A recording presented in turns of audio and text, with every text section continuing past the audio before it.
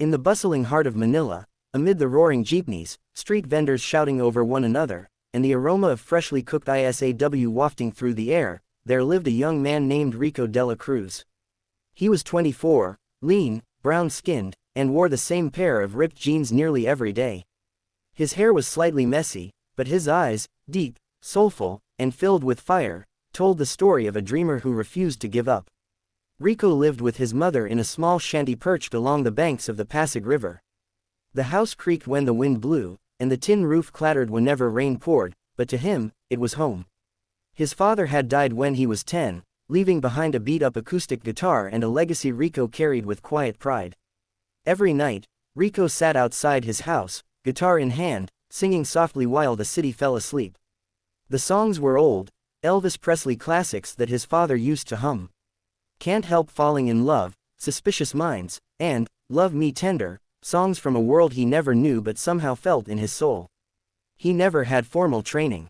He didn't know how to read sheet music or use vocal techniques. But what he had, what truly set him apart, was heart. Every lyric, every strum of his guitar carried emotion so raw it made the people who passed by stop and listen. One night, a foreign couple visiting from Los Angeles stopped by the small carinderia across the street. They heard Rico singing, Jailhouse Rock, his voice rough yet rich, the accent slight but charming. The man, whose name was John, recorded a short video of Rico on his phone. "Man, this guy's got something," John said. His wife nodded, smiling. "He sounds like Elvis, but with a twist. It's soulful, different." John uploaded the video to YouTube that same night. By morning, it had over 300,000 views. Rico woke up to find a crowd outside his home. Kids were shouting his name, people were clapping, and someone yelled, "Rico, you're viral." He didn't understand at first. Then a neighbor showed him the video. There he was, sitting barefoot, guitar in hand, eyes closed, singing with all his heart.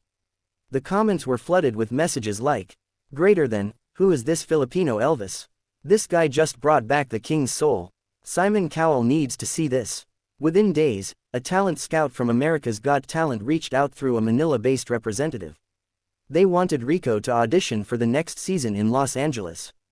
At first, he thought it was a scam. Me, I can't even afford a plane ticket," he said, laughing. But when the producers confirmed it, offering to cover his travel and accommodation, reality hit.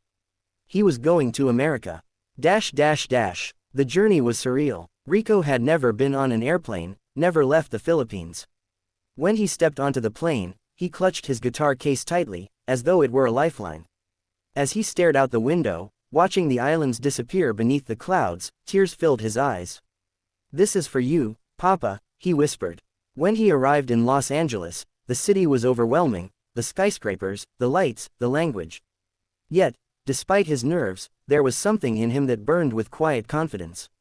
On the day of his audition, Rico wore his best outfit, a white button-up shirt, black pants, and a pair of scuffed leather shoes that had seen better days. Backstage, he watched as other contestants practiced. Some had managers, vocal coaches, and expensive instruments. Rico only had his old guitar, the one his father had given him, and faith in his voice. A producer tapped him on the shoulder. "You're up next, Rico. Ready?" He nodded, swallowing his fear. The stage lights were blinding. The audience looked endless, and there they were, Simon Cowell, Sofia Vergara, Heidi Klum, and Howie Mandel, staring at him with curious expressions. Simon leaned forward. "Hello, what's your name?" My name's Rico de la Cruz," he said nervously, his accent thick but endearing. "And where are you from, Rico?" "I'm from the Philippines, sir." "From Manila." The crowd cheered. Simon smiled slightly. "Okay, and what are you going to do for us today?" "I will sing one of my favorite songs by Elvis Presley." Sophia raised her brows. "Elvis, wow, those are big shoes to fill." Rico nodded, clutching his guitar. "Yes, ma'am, but I sing it with my heart." Simon smiled faintly, intrigued. "All right, let's hear it." The stage fell silent. Rico strummed the first chords of Can't Help Falling in Love. His voice trembled at first, soft and uncertain. But as he reached the chorus, something shifted. His tone deepened, smooth and hauntingly close to Elvis's, yet distinct. There was a touch of Filipino soul, a vulnerability that wrapped around every word. Take my hand, Take my whole life too. By the second verse, you could hear sniffles in the audience. Rico sang with his eyes closed, his body swaying gently, his voice echoing through the theater like a prayer. When he finished, there was silence for half a second, then an explosion of applause. The crowd rose to their feet, cheering wildly. Sophia clapped her hands, her eyes glassy. That was beautiful. Heidi nodded. It was pure. No gimmicks, no pretense. Just emotion. Howie grinned. You've got a gift, my friend. And Simon, who had been unusually quiet, leaned back, his expression unreadable. Rico, he said slowly, I've heard many people try to sing Elvis. But I've never heard anyone be Elvis, and still be themselves.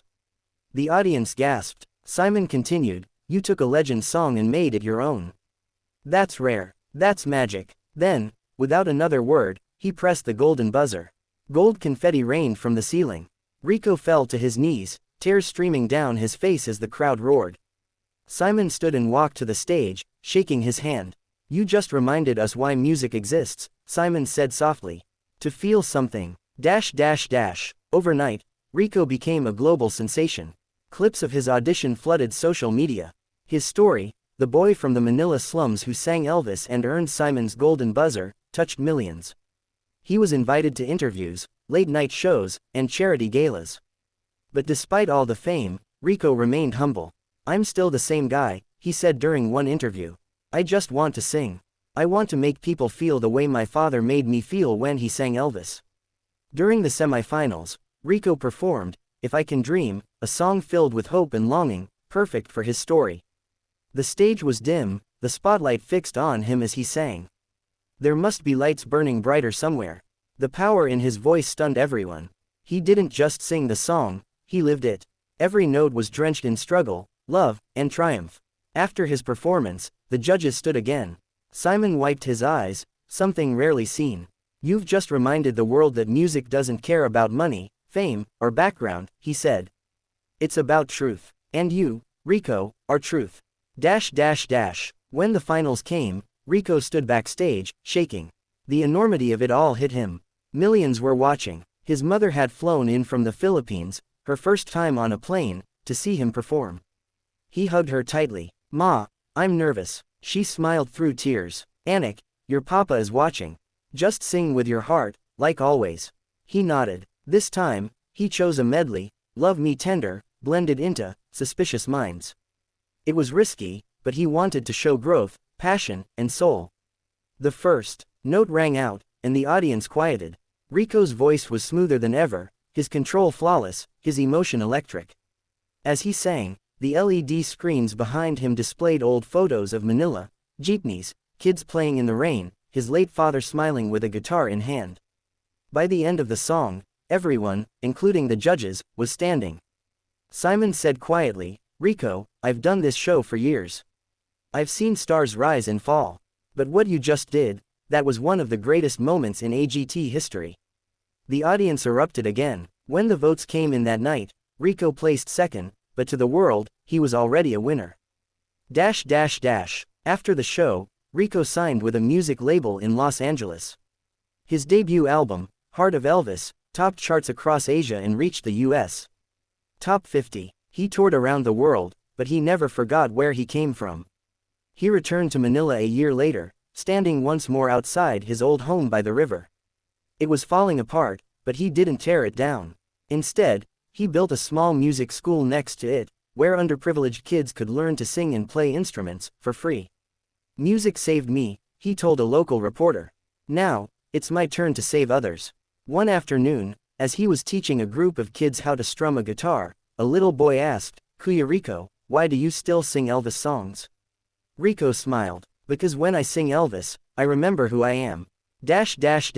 Years passed. Rico became an international icon.